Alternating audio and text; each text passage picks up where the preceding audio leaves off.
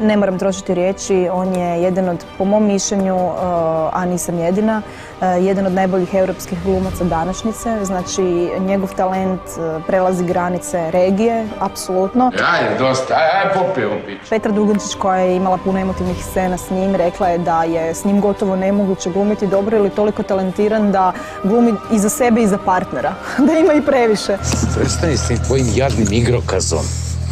Nikome ti nećeš ništa reći. I ti i ja to znamo. Ne diraj me i prestani mi se obraćat. Nismo mi gotovi. To je jedno mučko đubre. Idioti! Oprostite, mislila sam da smo stišali ton. Prestanite misliti. To nije za svakoga. Tako, Gadan je, dosta je Gadan. Zove se Lukas Gavran, a može se zove Lukas Gadan. Producentica se primala za glavu jer rekla je: čekaj, ti želiš čovjeka koji je odbio Toma Cruisa, kako da to dobijem?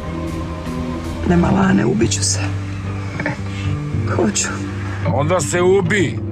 Vozim te doma pa tamo radiš što hoćeš, šta me briga. Čekaj, ti si potpuno pijan, pa ne možeš takav voziti. Ti nisi prije minutu rekla da se želiš ubiti.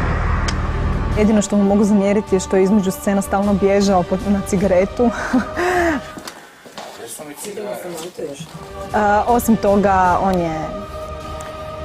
Evo, da je takvih glumac, da su svi takvi, gdje bi nam kraj bio? Stalno mi izleće ova kragna i ti izgleda... Ej, da vas zamolim nešto. Stalno mi iskače ga ovo. To je mnogo glupo. Šta je, može nešto se uraditi?